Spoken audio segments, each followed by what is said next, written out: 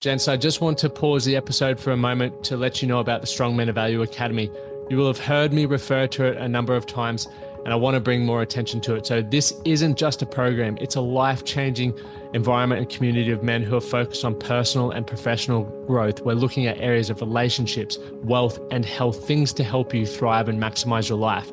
Imagine having bi-monthly one-on-one coaching sessions with myself, weekly group coaching calls, and an incredible brotherhood of high achievers by your side. Now we're diving into resilience, leadership, and holistic growth to not just succeed in your career, but to thrive in your health and your relationships. Your journey to greatness, it starts here. So join the movement and you can apply for the Strong Men of Value Academy. You can head to themanthatcanproject.com to find out more. You're listening to The Man That Can Project with Lachlan Stuart, a global movement created to empower men and open up what's really going through their minds by having real and raw conversations about life's unique challenges and our individual ways of processing it all. Welcome to The Man That Can Project.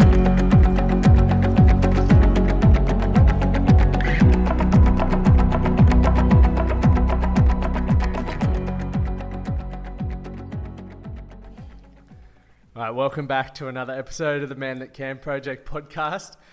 I'm sitting here with Christopher Wayne. And look, we should just be honest. I screwed up. Yeah, I said a rude word.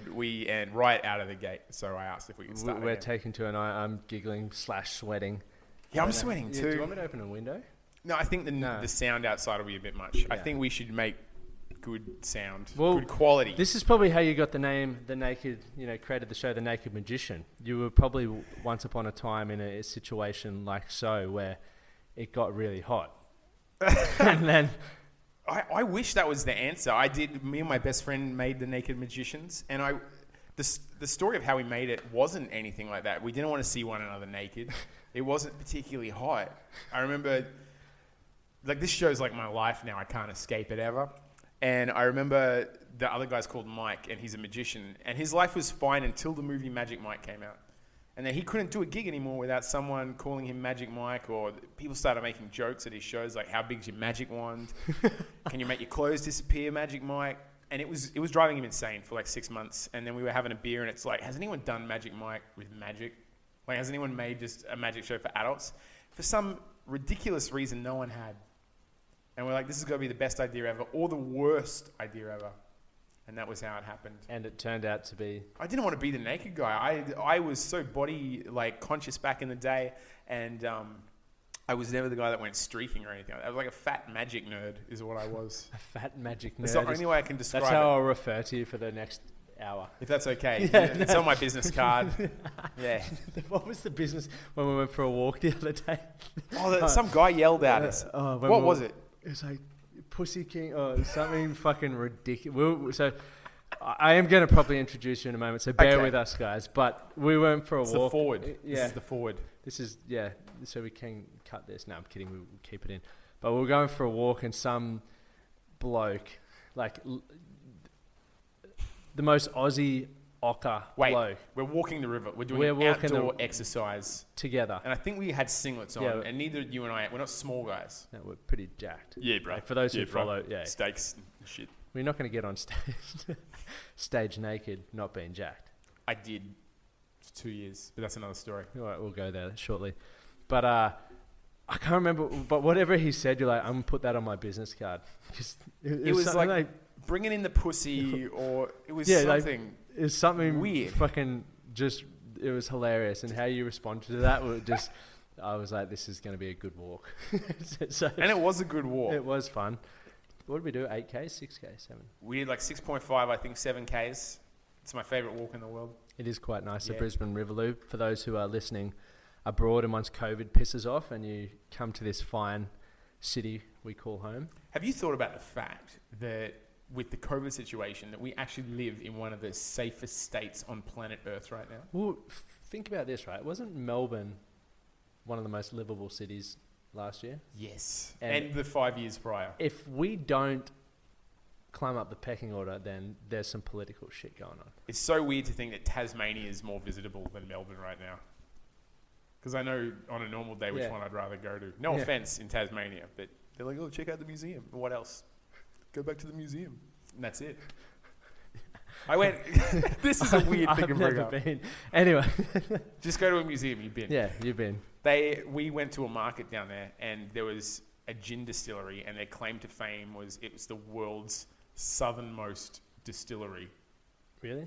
And I'm like, that's just the But worst did it make flex good ever. gin? You're the most out of the way on play. It just tastes like dirty potato water. That's what gin is. Fuck. There we go. Anyway, ladies and Are gentlemen. you sure you want me on this show? Yeah, no, we're Okay. good. I'm very excited for where this is going to go.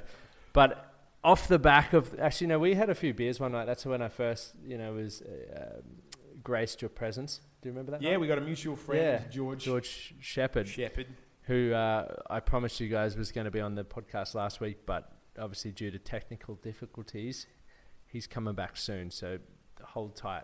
Oh, so I'm the replacement. That's great. I'm the poor man's George Shepherd. Yeah. Anyway, This is how the guys from Savage Garden felt after Geronimo came out, for sure. Replaced. The next gen. Anyway, back on track. You're throwing me off, mate. Sorry, I'll do that for an hour. But yeah, we had a few beers that night, and we got into some deep conversation, which was like, remember that one question you posted? But guys, I'm going to get to the intro. I'll quickly get to the intro, but do you remember that question where it was like, there's one point in your life, Oh my God. where your parents will put you down for the last time, Yeah. So they pick you up, give And- you a hug or whatever.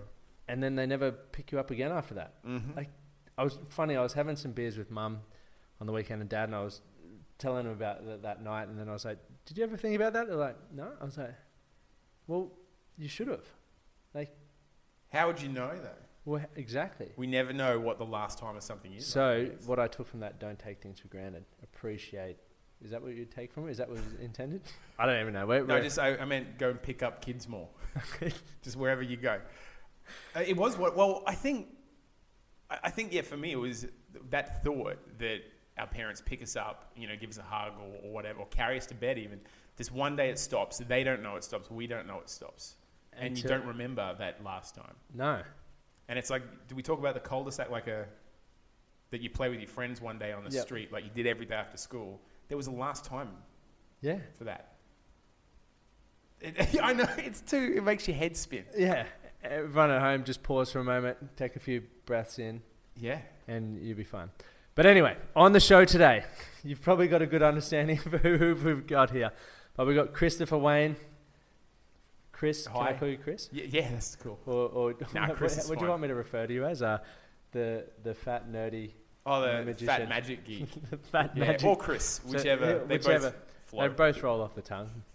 But, I'm super grateful to have you here today. And I know the guys and, a lot of ladies listen to this as well. And we're in that many countries. So, the last podcast, and not putting any pressure on you, but the last podcast started charting in Italy and it hit number 17. What? Yeah, I know. I don't know how we got there. 'Cause, Congrats, though. well, we can't travel, so no, I'm kidding. But I don't know how it got there, but it got there. So thank you, Italy. That's great news. Grazie. Is that what you say? Grazie mille. Is that it? I don't know. Spaghetti. That. But Guess which nonetheless, episode isn't going to chart? no, nonetheless, I'm excited to have you on because I learned so much about you. Had interesting questions, and we connected over one of your magician mates who does a lot in the mental health space with his comedy. Sorry, not Oh, the mate. comedian, yeah. Yeah, and then we started talking more after that, and then we went for a walk. And during that walk, I learned so much about you as an individual, and you've had great heights of success. You've been faced with all kinds of adversity and challenges, and you're just a super fucking interesting dude. And for those who are listening to this on the podcast, make sure you go check it out on YouTube as well, because you're going to be doing some magic shortly. Yeah, so the Naked Naked? Magicians is my main thing. are Well, you- no, I'm not naked for like another year because of COVID. So I'm doing. I started my career as a magician, and it's what I've loved since I was like 10 years old. And so I wrote a show a year and a half ago called Christopher Wayne Fully Clothed, because everyone knows me as the Naked Magician. I can't escape that. But then this Fully Clothed is like my innocent love for magic. And so when I was like 10, I went on a kids game show, and I told the TV host that when I grew up, I wanted to meet David Copperfield and become a magician. Just for those who don't know, who's David Copperfield? Oh my God. Trust me, there will be people. David Copperfield is the greatest magician that ever lived. He's still alive today. And, but he's got so many records and stuff that people don't know. Like, for 3 years, he had annual television specials in America. 3 years in a row, he got higher ratings than the Super Bowl. That's how big he was. He's got, I think, 18 Emmy Awards, the highest grossing, not magician, but solo entertainer in history. Yeah, like it's all these amazing stats and facts. He owns the second biggest island, private island on the planet. Like, he's just a boss. Yeah. He is a boss. Oh, he is. Any magician alive today got into magic because of David Copperfield, myself included. And he's still, like, Vegas is closed now because of COVID. But he was doing 500 shows a year up until COVID hit.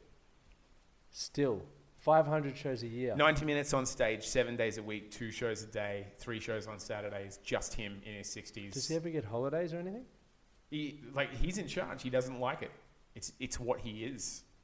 Yeah. That's awesome to get to do that. But, you know, for a living, but I was going to quickly tangent to you. But so 10 years old, you were on a game show. Oh, yeah. And I told the host I wanted to meet David Copperfield one day and be a magician. And and there's no hype to this, but the Naked Magicians ended up becoming, we started it in Brisbane.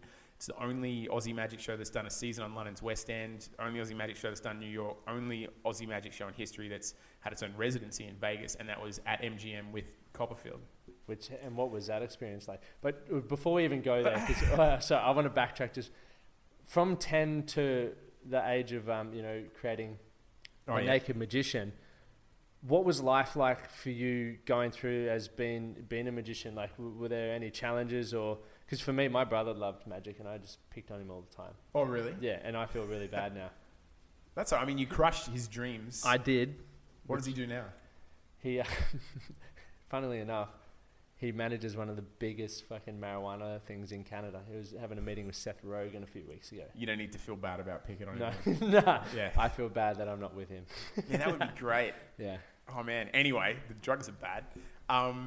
I've just loved magic my whole life. Was that the question? Yeah. Well, what was it like for you, like growing up loving magic? Like, it was really uncool.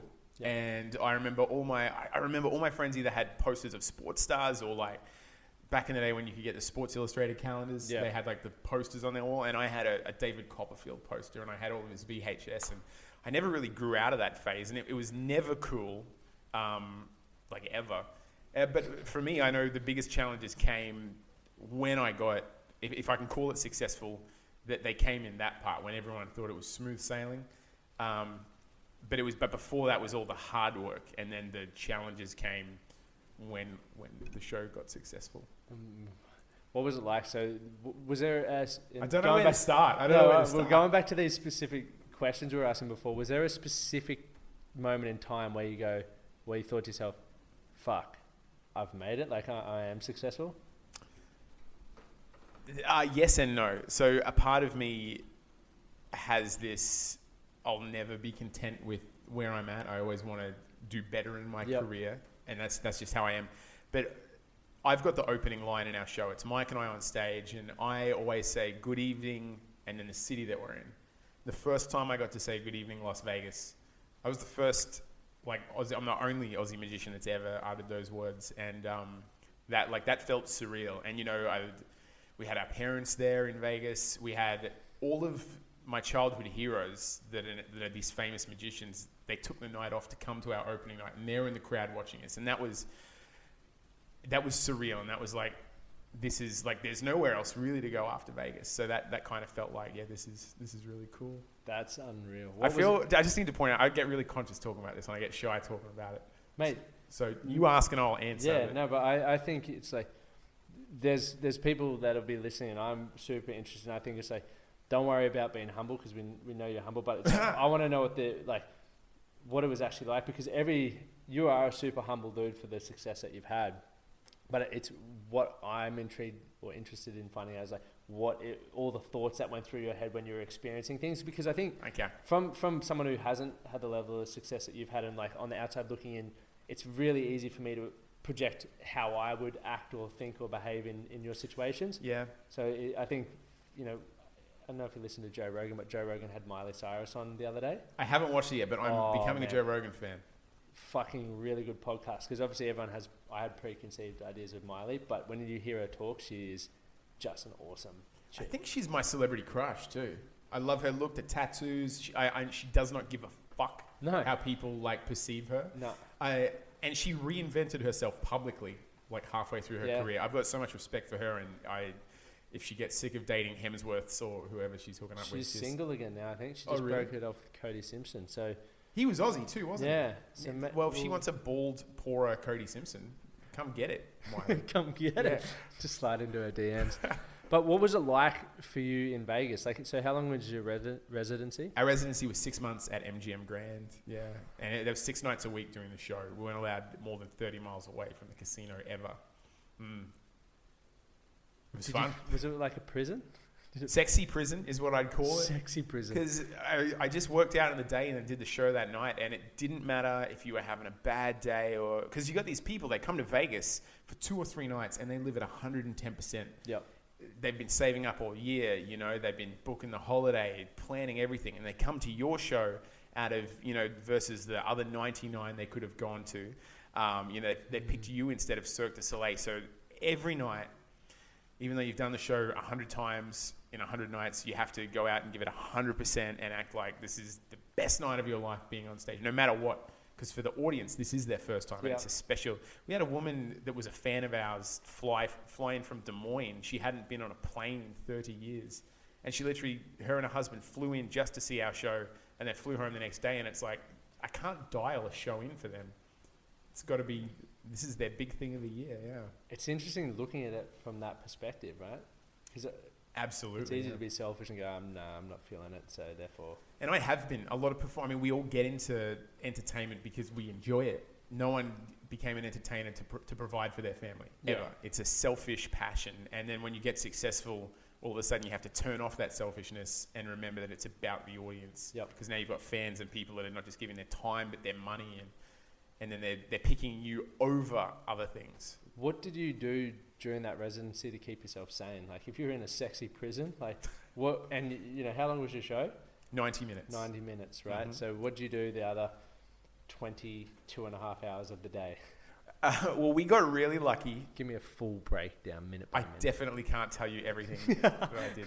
Well, actually, funnily enough, drugs and alcohol were never a temptation for me over there. And that they have been in the past in show business, but it was just such serious business, and I don't really indulge in drugs, and I only drink casually now, you know, like socially. So that was never a huge issue. It was more to keep myself sane. Our show was at 10. Oh, mate, that's 2 hours past my bedtime. On a Monday night, mate. Yeah, when you only sold like 50 tickets because there's like everyone's left town. Yeah, it's a tough show. But I remember going to shows has always been one of my favorite things to do. Yep. But now we don't have to pay. Yep. So we just email our manager and say, hey, I want to go see Cirque du Soleil tonight. I saw Copperfield once a week. Oh, I remember when I was... Did you really? We were in the same casino. He was like 100 meters, like the entrance to his theater was opposite the entrance to my theater. Did you meet Copperfield? I have, like, many times. And what was this like your idol? What was it like meeting him? The first time when he called out to me by my name, he's like, hey, Christopher. And like, we'd never met before. He just knew me because he knew of our show. This was before we even got to Vegas. We'd just been touring the States for 2 years. Like, he's been my hero all my life. And that I was holding in tears because I wanted to act cool in front of him. But it like knocked me there's never been a time where I've hung out with him and been internally cool with it. Like, I'm screaming. I want to hug him and be like, will you be my dad? And like, just everything. I'm like, you're the reason I exist. But because we're both, I mean, when I say we're both on the same level, we're not, but we're both working in Vegas doing the thing. I try and act cool and all that stuff. Keep it together. The second you lose it, you're cool in front of a celebrity or ask for a selfie, you're not their equal anymore. You can't have a normal relationship. One-on-one. Yeah. Very interesting. So remember that, guys. If you see the naked magician, don't ask. Well, I'm not a celebrity. I'm no one. So yeah. If you see a guy running around Brisbane with no clothes on, that's me. Well, likely me. Or a sex offender. Yeah. So maybe ask, are you Chris? No. Stay here. I'm calling the police. Yeah. That's how that goes. If it's Chris, carry on. That's right. Do you want a sip of water? It was weird over there. And like hanging out with, I don't know do you know who Carrot Top is? No idea. He's like he's been in Vegas for 20 years. He's this hilarious prop comic. And he's huge in America. He's got his own episode of Family Guy. where it's like him versus Really? Peter Griffin in a showdown. Yeah, we hung out with him a lot. He was cool. Penn and Teller. We got to do a show with Human Nature because they were there. The COVID actually closed their show after 7 years, but they were living there and like hanging out with them. My co-star, they did a show at my co-star's high school, and my co-star and his friends were throwing stuff at the stage for the whole show, and they had to cut it early, and it like made the news. This is back in the 90s, right? And so we go over to Vegas, and then we do a show with them, and then Mike's like, don't tell him, don't tell him, don't tell him. I'm like, hey, do you guys remember doing a show at Brisbane Boys? Sorry, we just had a little bit of a technical difficulty there. We're back live, back to it. Yeah, so my favorite thing to do in Vegas was to hang out with other performers and hear about their life because they'd been there for years and years and years. And then just going to shows was amazing. And there was a really interesting thing that every time I watched someone else perform, I'd have a really good show that night because I wanted to be like whoever I watched. Didn't matter if it was a magic show or like Human Nature singing or one of the Cirque shows. I just wanted to go and be really good at what I did that night. There's something you can already tell about you, like the way you talk about what you do and the love you have for it it's like infectious, and it makes me want to get off, like once we get off here, and work harder to like put more passion into what I do. That's one of the nicest compliments you could give. Well, thank you. Thank you. Just compliment me back. But it's contagious, right? And it's not often, you know, when I get to interview a lot of incredible people, but you can really tell with you like the excitement and passion behind what you do. I love it. And it's kind of like this weird trap because Mike and I, we look after ourselves physically and stuff, and we're in this show called The Naked Magicians. A lot of people think that we're just these jack dudes that got tossed into someone's show or something like that. But I wrote it because I wanted people that never go to magic shows to experience magic. Yep. And I've loved magic and comedy since I was like 8 years old. So it really is my passion, not just when I'm on stage. But it's my passion when I'm off stage. It's my passion when it's COVID and I can't do it anymore. Yep. It's my passion when I'm not getting paid for it. I love it. I really do. Yeah, which is awesome. What's, after your residency, what was next? I moved from Las Vegas to Lutwyche in Brisbane, which was weird. We've toured the world like 4 times now, and America's our biggest market. So we took the second half of last year off after Vegas. And then we did a tour this year of the States. We did about 30 cities from January till March. Our last 2 shows were on March the 14th, and then America shut down on the 16th. So we got really lucky that we got to finish that tour. And since then, I've literally just been hanging out at home. Now that theaters are open, I'm doing some spots at comedy clubs just to try and be funny on stage. And that's cool. But I hadn't stopped for 5 years. We were touring like 11 months a year. And it's been insane. I've learned more this year during COVID about myself than any other year because there's been no choice but to just stop. Yep. Yeah, COVID's like this massive mirror for me. And has it been uncomfortable? Yeah, sometimes. Yeah. I'm a guy that I want what I want, and I want it now. And then this is the first time in my life Mother Nature's like, you sit down and you wait, and I'll let you know when you're good to go again. And I'm like, what do I do? And she's like, anything you want, but you got to sit there and you got to wait. So I'm like, okay, I'm going to do a puzzle for the first time in my life. And I know that sounds boring, but when I was doing this puzzle, my brain, I never stop anything. Yep. In fact, if I'm being honest, I probably avoid it. And I remember when I did the puzzle, I just, like 3 hours, I just thought. I drank a whiskey and I was thinking and doing this thing. And that was good. And I've been single all these years because I've been touring. And I'm like, what do I want in a partner? Or what don't I want in a partner? What type of person am I? How important is spending time with my family now that I'm here and can spend time with them? All of those things. Yeah. What have been some of the biggest changes you're looking to make as a result of that?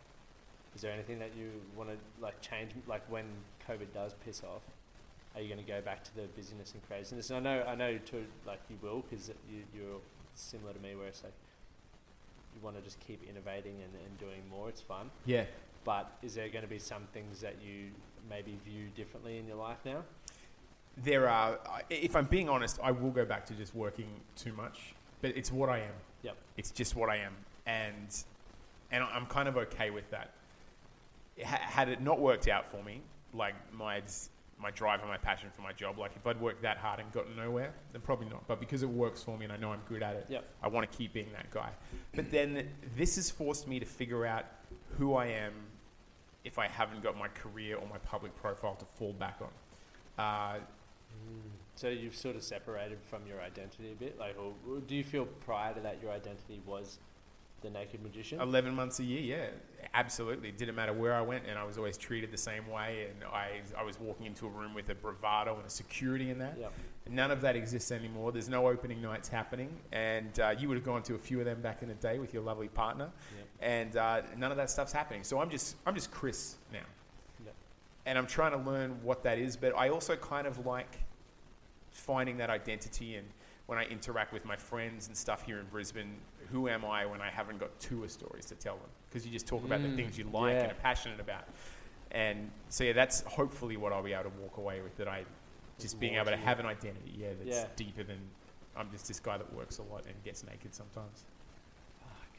That's a cool insight, because regardless, you have that huge level of success, and a lot of people, strive for that, or a lot don't. They just sort of give up along the way, and they still don't take. I see it now as an opportunity, as much as it's fucking frustrating and and there's so much uncertainty. It's also the perfect time that I'm reading more than ever. I'm getting to know myself better than I already did. But there's a lot of people who are avoiding that, who are drinking too much and getting high all the time, and just everyone falls back to addiction, and I've been there, and it's just like, well, you can choose to use this time however you want, but start thinking about who you are as an individual and what you want from this life. Because I think understanding, from you taking the time to understand yourself more, it's only going to benefit you and your career moving forward as well. For sure. COVID is interesting to me, because this is the first time in history, like ever in humanity's existence, that we're all in this. Yeah. So like plagues have existed before, and pandemics, but we weren't sharing that experience globally on our phones and our computers. So this is the first time that everyone alive is in the same shitty bucket, but together and sharing that experience. And when it's done, you have like three options. The option number 2 is to emerge the same. Now and that's almost impossible. It's like no one can really walk out of this the same. So you can walk out either better, either maybe you've advanced something in your career or a hobby or your emotions or your relationships with your friends and family, or you can emerge worse and addicted to stuff. When I got quarantined when I came back from the States, and then when I got out of quarantine, everyone was in quarantine. So it was like I had quarantine plus 2 weeks. So you're ahead of everyone. I was ahead of everyone. It was a wild time. Competitive, mate. But I at the start, I'm like, I'm just going to drink my way through this. Yep. And I did for a month. And then I'm like, if this ends, I'm going to be in a world of hurt. Everyone's going to get back to their life, and I'm just going to be hungover for a year. So I'm like, okay, I need to stop drinking so much. I need to go exercise and get outdoors. So I know that when this is over, I want to be better somehow. Either, I think for me, it's just to understand myself better. That's going to be important. Yes. That's deep, man. This is deep. I haven't made a dick joke in like 5 minutes. So I'm like, let me back feelings. But for you, like, and I would really love to get your perspective on how, I guess, learning new magic tricks is probably like learning anything. It can be fucking frustrating, and a lot of people don't have the resilience or the perseverance to see it through. For you, whenever you get faced with a challenge or adversity, lovely. How do you, like, what's the process for you? What thoughts go through your head, and how do you sort of muscle up and get over it? Not muscle up and get, that's what I don't want. I was thinking, anyway, carry on. I've got so many answers for this. I'm going to give you 3 if that's okay. All right, guys, you're getting 3 answers here. Choose your favorite. No, you can, because they're all kind of different. Number 1 is like with comedy and magic. I can practice it in front of my mirror as many times as I want, but I don't know if it's good or not until I do it in front of an audience, and I don't know if it's funny or not until I do it in front of an audience. So I have to learn how to deliver like a line first, and I have to just again and again and again, and the word economy is so important, and the timing, but I still don't know if that line is funny to an audience until I say it to a live audience. And then in comedy, the reaction is instantaneous. They either laugh or they don't. There's no middle. It's binary. How do you sit there if they don't laugh? When you wear it. You fucking stand up there and wear it. And that's... So the first one is a willingness to fail. And I got to tell you, there is I would rather stand on stage naked for 1,000 people, and I've done that, than have a joke go wrong on stage. And I've had that as well. I choose the first one. So the first one is a willingness to fail at what you're trying at. Yep. The second is a story in our 2016, our show Pops, The Naked Magicians in America. 55 cities, I think it was, and about 120 shows. And then in 1 week, we did 2 shows in Florida. Then the next night we were in Portland, Oregon, which is on the exact opposite. That's like doing a show in Brisbane, then a show in Perth the next night. Then the next night we were in New Orleans, which was in the middle, south. And then the next night we were in Florida, and there was a show every night. So it's not like we're just there. We have to fly there, set up the show, do press, do the show, pack up the show, the whole thing. It's like each day is like an 18-hour day. And then, so we're back in Florida. We do a show. We get to our Airbnb at midnight. We have to get up at 3 to drive 2 hours to Miami to do. It's the biggest Latin American talk show in America. It's called Un Nuevo Dia, a new day on Telemundo. And we get in the car that morning, and I felt hungover. I'm sick. I'm exhausted. And I said to Mike, I'm like, dude, I don't want to do this. This is bullshit. And then I remember he turned off the car, and he's like, you know what? We're the first Australian magicians to ever be lucky enough to be in this position. And you're tired.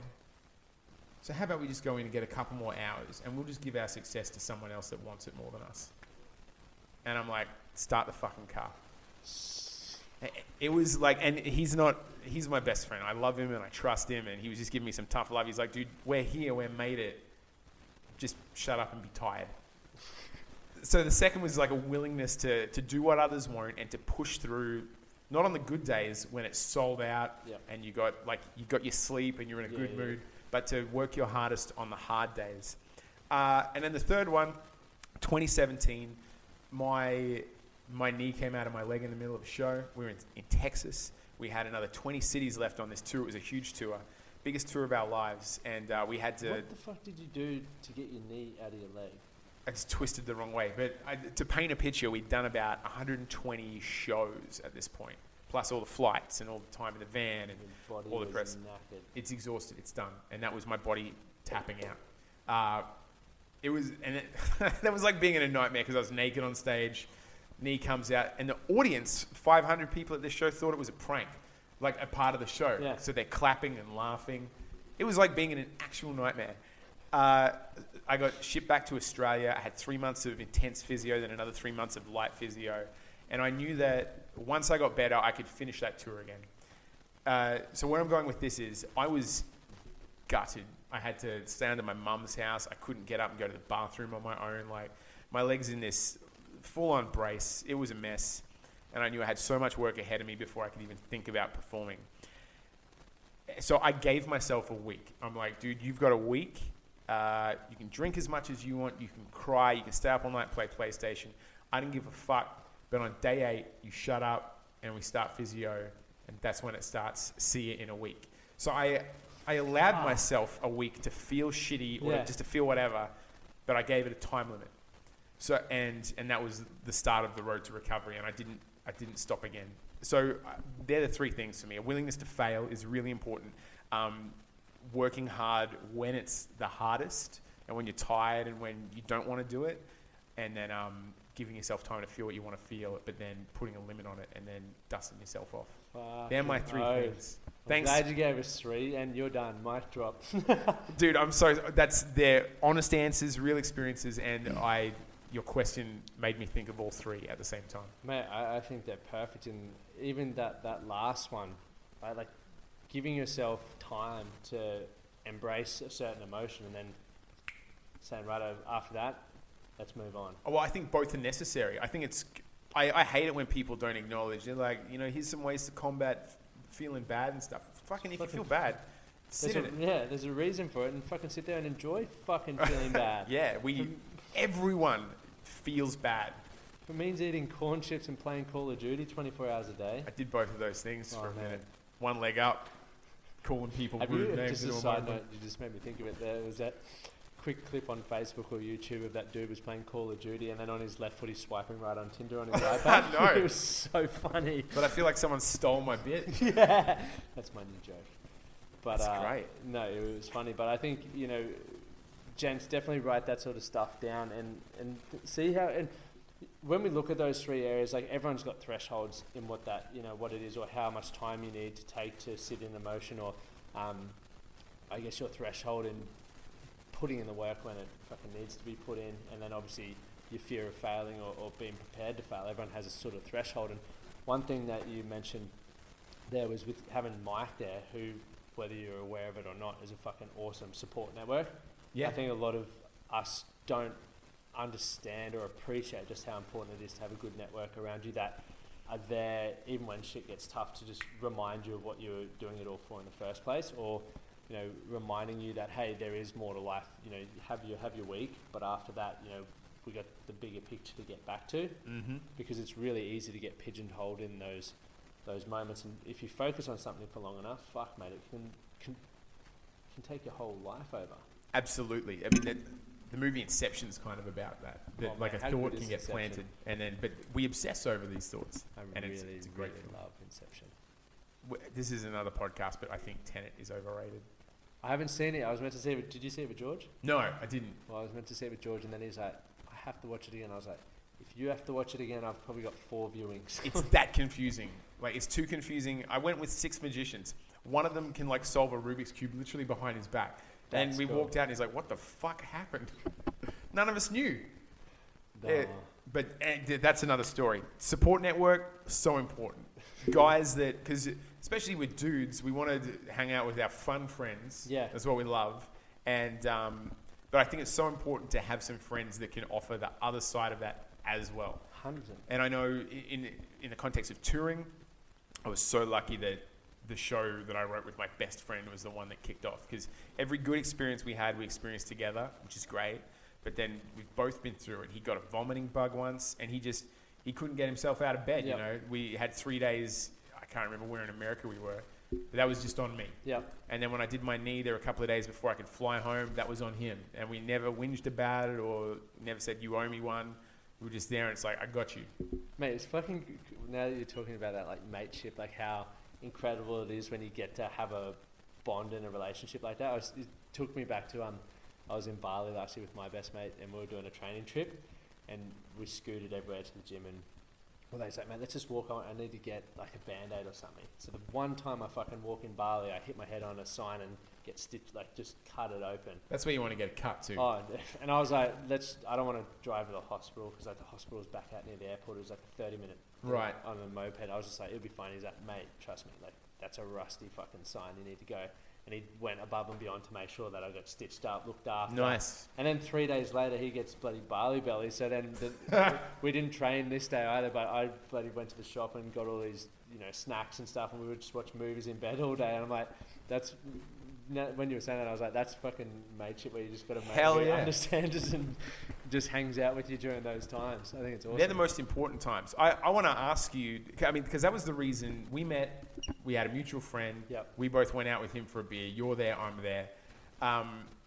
And straight up, we were talking for like 2 minutes. And then I'm like, this guy's the man. This guy's got depth. This guy cares about other people. But I want to know how often you get typecast before someone gets to know you. Because obviously you're tall, you're handsome, you're a jacked guy, you're a personal trainer. Yeah. Do people ever shoebox you because of those things before they get to know you? Mate, 100%. Yeah, I think, cool. Yeah, even especially more so when I was more of a rugby player, is like 100%. Like Amy did that. I'm sure George, everyone would have done it. Like coming from that background, and I probably deserved that as well, because I was a bit of a fucking meathead. But it happens all the time. But it is what it is. I want to ask. I know you're interviewing me. You're stealing the show, bro.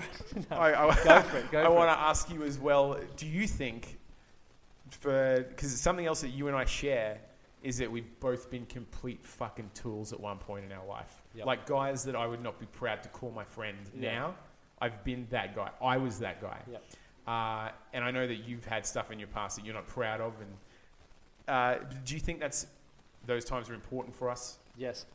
It's funny, I was talking to someone, actually it was a client yesterday, or something about that. I'm like, as much as I, wish I could take those things back, and I disagree with so many of the things that I've done, I wouldn't change it because I wouldn't understand it. I think in learning, right, you can either learn through textbook or through lived experience, right? Or like from reading and Right.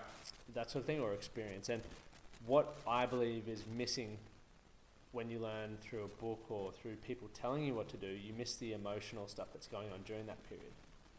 So I acted in certain ways and did certain ways because there was shit going wrong with me. And not to take away from the things that I did, but like I was jealous, I was insecure, there was all this stuff bubbling that I didn't understand, I didn't know. But my way of sort of making myself feel better was through being violent, was through cheating, was through taking drugs, through, lying, manipulating, doing all this stuff. But knowing what I know now, that was just me screaming out for help in a way that I knew if I got caught cheating, I could cry for once. Like, Right. it sounds fucking weird, but like that'd be the only time where I'd go begging back to, my missus, I'm sorry, but and there's I had a justified reason to cry rather than just actually I feel like crying so I can cry. Jeez. That is fucked up. I Hey? wish I had a podcast so I could have you on it. Should we start one? Just one episode, Just one episode. one season. The fucked up guy. That's crazy. Thank you for sharing that. That's heavy. Yeah, but I think especially with a lot of the people that I work with in certain professions, and people don't want to share that stuff, and I'm like, well, by you not sharing your fuck ups, which we all have, Yeah. the next generation, I always think about the next generation coming through, people idolize you, right? People may look up to me, everyone has people that look up to them, I believe. And if you're, you see your parents fight, right, when you're growing up, but you never understand what your dad was thinking or what your mum was thinking, or you never see them make up. So all you see is the fight. Oh my God. We're going deep, bro. God. Oh shit, I never thought about that. And so it's the same in life, right? You see successful people, which is why it's awesome to have you on here, and we don't understand what you think in the moment or the challenges that you do or what you've done to get yourself back on track. And that's what's missing, right? It's easy to go, to be successful, just be fucking persistent. Cool. Makes sense. But what the fuck actually am I going to experience up here? Yeah. No, mate, you've just knocked me for six with something you said. Like, I can't get past it. I was thinking about my parents. My parents are great. I love them. I was talking to my mum about a memory of them arguing the other day. Yeah. And because they divorced, but they're still friends now. And I have this memory of my parents having an argument and my dad like walking out during dinner when I was a kid. And I was I was asking, but why would he leave in that moment? And but I've never empathized or thought about the fact that he was at the time, in his 40s, and God knows what he was thinking about, or what was going outside of just the family with his job or whatever. I've never ever once thought about that. Perspective, man. Oh Jesus, shouldn't have come on this show. I'm going home with more questions to that. Yeah, God, I need to listen to this podcast now to like fix the problems that I've discovered. This is great. Take notes. But let's get back onto you. God damn it. Okay. So we're back into COVID. What did yeah. COVID do to you? Like, if obviously it's fucked a lot of things up for a lot of people, but you've said it's given you time to think and process and understand yourself more. But for yourself, like, what next? What are you working on? What are you understanding about yourself? One thing I've definitely understood is, so I work in show business, obviously. I don't just do the Naked Magicians. I write and produce other shows. Yep. So I've got a Queen tribute show that I tour around. I got the rights to Agra off Channel 7, and I spent a year working with Jamie Dunn on this amazing show about his life. Yeah, that's right. He still sounds and looks exactly the same. It's so weird when you see him. I can't wait for that. And I'll bring you to the show, actually. It's really good. So what I'm doing right now is the rules of how theatre operates have, like, the systems behind theatre have changed completely with COVID. Because theatres aren't allowed to operate, and they are now in Queensland up to 50% capacity and stuff. Yep. But there's all these new rules and restrictions. And that's crippled a lot of producers. I had a bit of money to like fall back on just because I've saved it with the Naked Magicians and stuff. So I'm learning new rules and relearning the rules as they change. And I'm learning that I'm quite adaptive when I need to be. So I've got to find ways now to make my whole company operate, but I can sell half the amount of tickets. Instead of selling to a theatre of 1,000 people, now, because of COVID, I can have 400 or 500 people socially distanced. Yep. So I have to change the budgets in my company and all that kind of stuff. I like that I'm adaptive. I've learned that I really like my own company, which is a blessing and a curse because it makes it hard for me to date. But it really does. Get out of here. I don't need you. I don't want to say yes, but like Yes. I've been on dates where I'm like, Jesus, I can't wait to get home. I found out UFC has an app like Netflix, 24/7, and then you can type in any fighter's name, and it's got their entire fight catalog. So some Is nights it subscription or is it free? it's like $100 a year, man. Oh, it's worthwhile. Oh, it's amazing, and they've got every pay-per-view event on. Like, it's just so good, and so there's a channel on it called UFC TV, and it's just live replays non-stop. Then you can watch any pay-per-view that's ever existed. And some nights I'll just type in a fighter and watch it's got their first ever fight through to when they became like the world heavyweight champion. Is there a McGregor catalogue? Sure. Yeah, there is. Yeah, there is. I just watched him and Diaz, their first fight the other night. Oh, Which that was when he got choked out. Is that when he got? Yeah, that's right. It was one of the best UFC fights ever, in my opinion. And no one on the planet expected Diaz to win. No, because I went to the Waterloo Hotel there down in the valley, watched it there, and I was like, I don't feel comfortable being in those environments because you feel like you're going to get your head punched in on the way out. Oh, But yeah, Nate Diaz just didn't strike me as, looks like he's smoked way too much pot. he has. Yeah. He loves it. He got the shit beaten out of him. But the thing is with Diaz, he can take punches all day.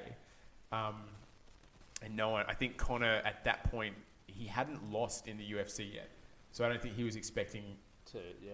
And it was always Conor. Now it's a UFC podcast. I love this. Conor's got this amazing left jab and that's what knocks people out. And then when it didn't put Diaz on the canvas, when he hit him with that left, Conor didn't know where to go. He'd never had to perform after throwing that left punch. Yeah. And that was the first time in his career he did. But he grew and adapted and came back and won. The first UFC fighter in history to hold two belts at the same time in two different weight categories. Like, do you know how crazy that is? It's fucking wild. He won one and then he's like, all right, I'm going to cut weight now so I can go down in grade. Yeah. And then I'm Do going you to be reckon the the best hunger's at that. gone from him? Like, he's obviously retired, come out of retirement, back retired. I think he's retired again. I don't think it's the hunger. I think he just lost too many times. Yeah. He started writing big checks. I mean, he took on Mayweather, this guy that was undefeated in boxing, and he was sure he was going to win. Of course, he lost that. He lost to Khabib. Yeah. And was there a third? I don't know. I feel like there was someone else in there that slaughtered him. No, he came back and fought Cerrone in that last one. Cowboy. Yeah. That was a setup, yeah, though. that Come was on. Set up. And so hopefully he either comes back and fights Khabib or fights Diaz in a trilogy. God, I'd love that. And then retires, just so I can watch it. Yeah, send him an email. But so I love hanging out on my own and doing my own shit. I really do.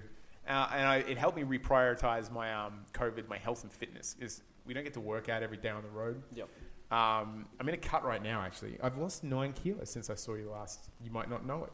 But yeah, 9 I have. kilos. All I know from seeing you today is you're not Macklemore. Like, as your shirt says. Got my I'm Not Macklemore shirt, which used to be a necessity in my life. Can you quickly give everyone the rundown? Because I saw the post about it the other day. Well, do you think we look similar? I think you very well do, especially now you've put those glasses on. With the glasses on, you think we look similar? Oh. People think I look like Macklemore, and when he was at his most famous and I was touring around, I would always get confused for Macklemore because we'd be on tour and we'd be getting off a tour bus or in a business lounge at the airport or on our way to a theatre with like our posse behind us. And because I look like him as well, always people were coming up asking if I was Macklemore. I even went to his concert in Toronto. I'm lined up to go in with a ticket. And someone was like, oh my God, it's Macklemore. And I'm like, dude, I've got a fucking ticket to see Macklemore. Why would I be in a line to go to my own concert? My private jet, man. Yeah, or maybe backstage. Getting prepped. It was so weird. So, yeah, and now I'm wearing it because I'm going to go to the gym this afternoon and tell people you're not Macklemore. I feel like I'm aging so rapidly. What do you got on at the gym this afternoon? Actually, this is cool. Just quickly segue. As a performer, you still prioritize your health. There's a lot of people that don't prioritize their health, and what I mean by that is, for me, when I talk to people about health and fitness, it's having a routine or a regime or something in place that supports you to live the quality of life or do the things that you need to do as an individual in your life. So it's not necessarily saying follow all these people on Instagram who are doing wild shit, because I think that's ridiculous and most people don't need to do it. Even me, I do the basic stuff, just a lot of it and try to do it really well, whereas people are trying to do single-handed fucking, I know I've got nothing for you guys, sorry there, but like just crazy shit you see it on. It is impressive, but I think that also deters people away from, you know, educating themselves why it's important to look after your health and fitness. Well, I think social media, for starters, you're right, like, and it paints a gross misrepresentation of what it is. So if I may, and I might rant here, but we can edit it out. No, you go rant. So let's talk about Amy, your girlfriend. Yep. She's in the band Shepherd, right? Yep. I have Cheeky little plug. Yeah. But by the way, I love the new album they're working on. Every time I hear one of their singles, it's crazy. Banger. Oh, it's so good. Hit up. It really is amazing. But like, I have no fucking clue what they did before Geronimo, and no one like knows what was going on in all the years they spent playing, Amy learning the bass and them learning to harmonize and stuff. They just see the band when Geronimo kicks off. Yep. As a loose example. And people don't see how hard the middle part of health and fitness is. Like, even when it's a before and after photo, they don't show the middle. When that on the Wednesday when you woke up and the last thing on the planet you want to do is go to the gym and grind, or you had a shit day and you just want to eat a ton of ice cream. It's like that showbiz thing again. People don't know about the hard part. We don't put that post up. I think social media just shows off the end result, or hey, I'm looking great and I got this filter on and all that shit. Why did I bring this up? What was the question? This is what I do. I can't remember. Oh, it was health and fitness. Oh. Well, yeah. So for me, people only see me without my shirt off when I'm on stage. Yep. But I would still do it now, even if I wasn't in the Naked Magicians, because I like how I look, but I like how I feel. Yep. It's something that's really interesting to me. I was looking through my photos on my phone the other day, and I've got like a goal right now, aesthetically, what I want to look like when I take off my shirt on TV or whatever. Yep. And I looked at that goal in my phone, and the last time I did it, I was putting drugs in my body. I was drinking all the time. I was fucking more than I should. And is there a limit on that? I think so. I think so. A healthy limit for sure. There's probably a lot of dudes going, what? When I looked my best, Lockie, I was probably at my least healthy emotionally and even physically. Interesting. Yeah, but I looked the best because I was, and one of the reasons I looked the best was because I was putting shit in my body all the time. Now, it's, you know, I don't do drugs. I only drink socially, that kind of stuff. And I don't look as jacked or anything. I'm just going to have to work harder now to get to that. Yeah. But it was a big lie. And I think that sometimes we do that on social media and stuff. And for anyone that wants to like change that part of their life, their health and fitness, it's hard work. And I think with social media, people either want attention or they want to make money off you. That's it. 100%. I really do. And then I'd see people like you that want to help people because you love people. Yeah. And then... But that's why I think I'm also honest in that don't train like me. I'm training for a specific fucking thing. What are you training for? CrossFit. In saying that, so over the last sort of 3 weeks, I've stopped training as much. I've had a week off and then I've been back to training 1 hour a day just because the desire's not there. So I'm not going to put the pressure on myself to go in. Because I've been doing that for probably 2 months, putting the pressure to have to get through my sessions, which take 2 to 3 hours. And I'm like, oof.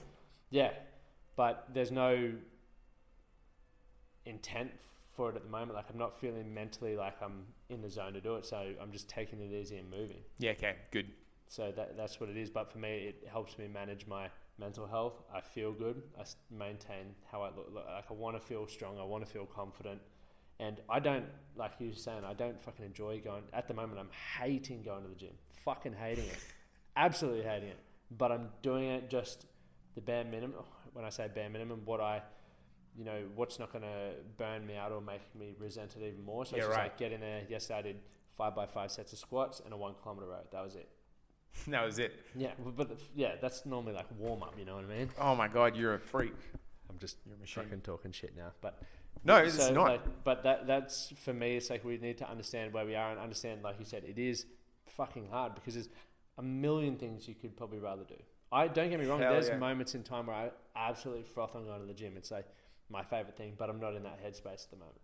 That's all right. And you said you're taking like a week off or 2, right? Yeah, well, I don't plan on going back for a while. Like I'm just, this morning I went swimming and I've been running a bit more, just doing different things to try and get my head back in the zone. You said something that just hit with me, and I don't think people realize how important it is. You said moving more. Yeah. For anyone, because surely you would have people that listen that want to change like their health and fitness. Yep. And they don't know how important I think a lot of the time it is just to, like, what is better mentally or physically than going for a walk? Headphones on, mate. or with a friend, and just walking. Lid off, shirt off, sun out. Like, Oh man, beautiful. Or sunrise. Like, it's my favorite thing, and it like sets your brain up right. You go music, podcast, or silence, whatever, and then just walking. What do you know what percentage of water we are in our body? I don't know what the it's number like is. 70%. Should we go with 70 for the case of Let's my use argument? 70. You guys can correct me, but I don't have my iPad here to check facts. So My mum retired recently, and she struggled with the transition, right? Yep. And so she's sitting at home, losing her mind, putting on weight. She's like, Chris, I'm not happy. And I'm like, you're sitting around. She's got a pool. And I'm like, so look at the pool, Mum. You got a creepy crawly in there. Why? And she's like, got to keep the water moving in there. I'm like, what happens if you stop that water from moving? If you take the creepy crawly out and just leave it, the water will go stale. I'm like, that's right. And what are we made out of? It's like water. I'm like, that's right. You got to have something like moving in you. Otherwise, you're going to go stale. We need an actual creepy mate, you crawly. need to write that out. It's good, right? That is really good. Yeah. And sell it to all the pool franchises. Yeah, my mum, she's just like, all right, and then did nothing, but maybe I need to sell it. All right, thank you. Mate, trademark that and go back and start speaking. But we are, like, our bodies are made out of water. And if we're going to put a fucking creepy crawly in the pool to keep the water moving, how is that not the exact same thing we should be doing to ourselves? We will get stagnant like a pool if we don't have a reason to get up and get moving. Yeah. Gross. Ugh. Ugh. But 2 more questions for you. 8 inches. Next question. Sorry. Practicing your stand-up. How did this get me to Vegas? How the fuck did I get there? That's Well, ridiculous. It fucking happened, which is awesome. The bar is so low. Sorry, you go. I forgot my question now. I remember my final one, but now I don't. Sorry, man. I'm forgot the 10 one years I old. wanted to ask you prior, which I think was something based around what's next for you. Like, you said you've got agro, you've got the shows that you're working on, but obviously due into the current climate, where can people sort of expect to see you over the next sort of 2 years? Okay, I think I'll always be on stages. Yep. So the next 2 years, and so I don't crave grandeur anymore. Like, I don't want to be in the, we were one of the biggest magic shows in the world pre-COVID, and I'm really thankful for that. I got into magic because I love it. And so right now I'm about to do this solo show that's like an intimate magic show. And it's kind of like my love letter to magic. And it's like if the 10-year-old version of me had an unlimited budget, what kind of magic show would he make? And it's that show. And That's awesome. And then I like doing stand-up comedy. So I want to keep writing shows and creating them, and then I want to get on stage and entertain people. So my favorite thing in the world as an entertainer is taking people away from their phones and like everything outside the theater world. Yep. When they come in, they give me their time and their money, and I just want to entertain them. And I think it's the most beautiful thing in the world, taking people to a place that isn't their world. Yeah. It's like a superpower. So that would be your superpower. That was my next question. No, I'm kidding. Yeah, that's... So what, like... For you, what is your and this is what I ask everyone at the end of the podcast. Oh, no. Probably should have prepped you for it. But Nah, that's good. I never do, because I like the off the cuff. And don't say at the end, I hope that's good enough, because whatever it is good enough. Because that's what everyone says. Okay. But what is your definition of being a man? Fuck. You can take as much time as you want. So the first thing that comes to mind, and this isn't definitive, and before I bring up his name, I want to acknowledge that not everyone's a fan of this guy. Do you know Jordan Peterson? Yes. I saw him live last year. How was it? Mate, he's incredible. So you've read his book? I haven't. I want to, though, and I'm about to quote that book. Yeah, it's an incredible book, but I found it really hard. Like, he's so smart. Absolutely, yes. I found it a slow read for me. I read a lot, but it was just quite dry. But when I saw him live, he's fucking awesome.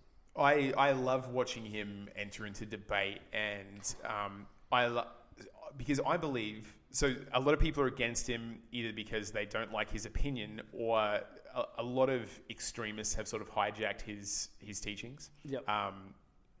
like Trump males is what I'm sort of going for there. But he said something that just knocked me for six, and that a man's goal should be you should be the strongest person at your father's funeral. So that when your father passes on, you're there for your family, and you are that now. And I really liked that. If that worked, if we all did that, then we'd have dads raising their kids right and stuff.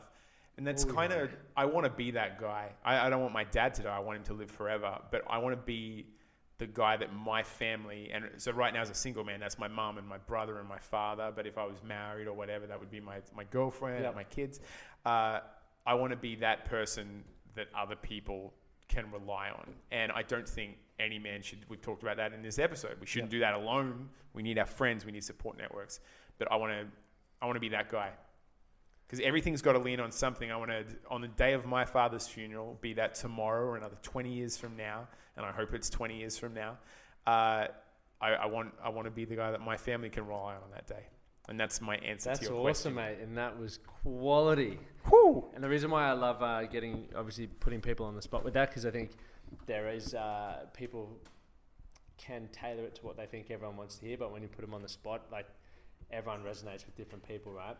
Totally. So I think it's good to share that. So moving forward, where can people find you if they want to stay up to date with all your shows and everything that's happening, or just check you out on social media? And I'll put all this stuff in the show notes as well. But thank you. Well, on all social media, number one, go check out the Naked Magicians. That's my main thing, and it's what I'm most proud of. But it's also the most interesting thing for someone to go stalk, because we've been all over. 300 cities, all these places, all these random celebrities and encounters, and we documented all. It's cool that you have that whole catalogue. Oh, it's weird, especially when I'm just kicking it in Brisbane. I'm like, did that actually happen? I have days when I'm like, did I dream that? Mate, you should just start a podcast. Here's an idea for you. I'm about to make you very wealthy. A podcast, going back to the very first photo and doing a podcast on what was going on in your life for each image. Give us a have you heard, listen to the audiobook Can't Hurt Me by David Goggins? I stopped halfway through.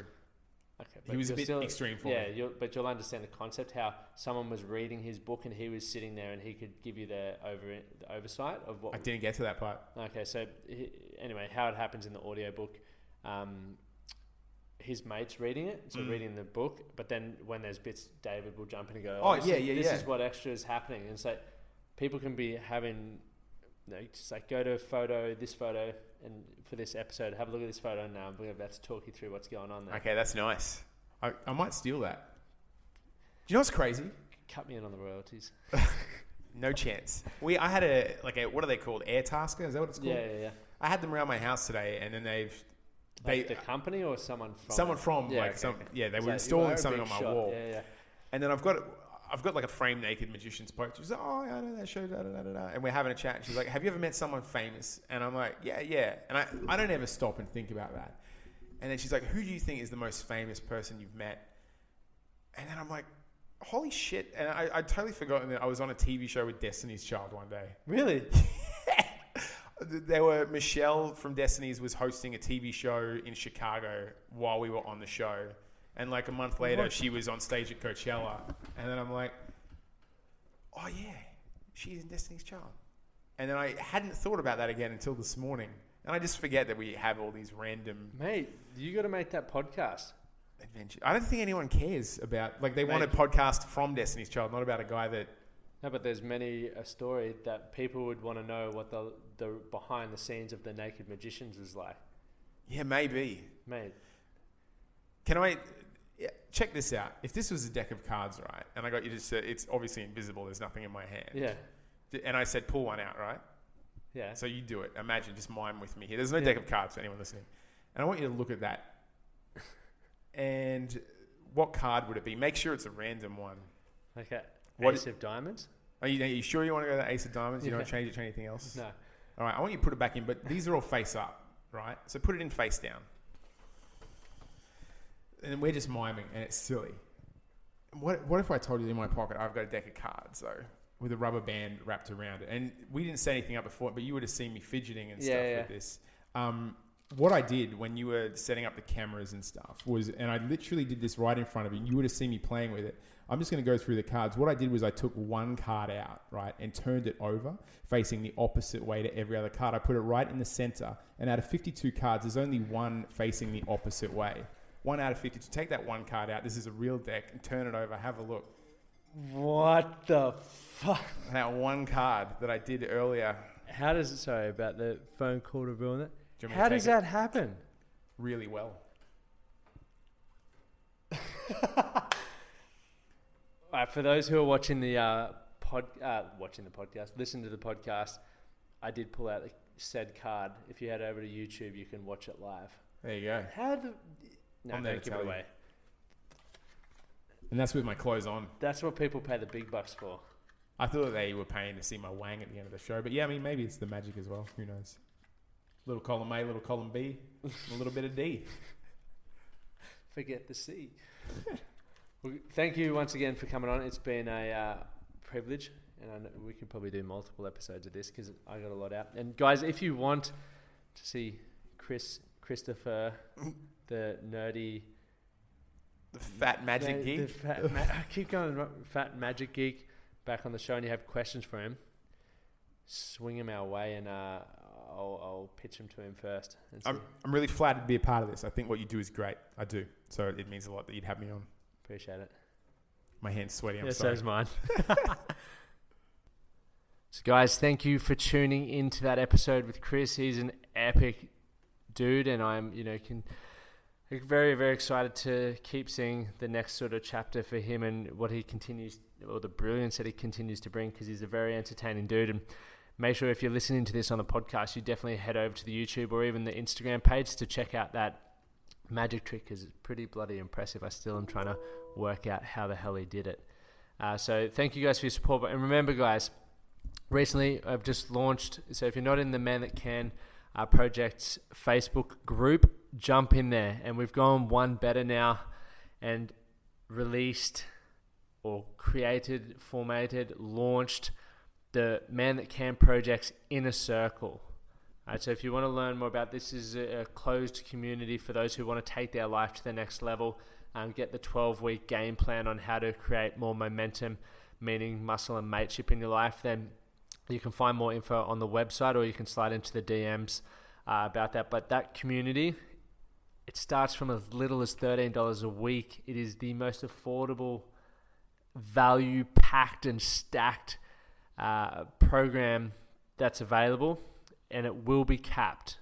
At this stage, we're looking to cap it at 200 members, but it might be capped earlier based on how things run. So guys, like I said, jump in there. Love you to be a part of it. You can find out more info on that on the website to see, find all the finer details. But once again, thank you guys for supporting the episodes. It means a lot, and have a great day. Thank you for listening to the Man That Can Project podcast.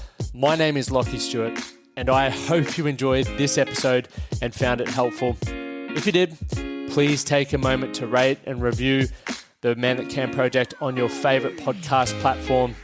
And don't forget to subscribe to stay up to date with our newest episodes. We'll see you again next time.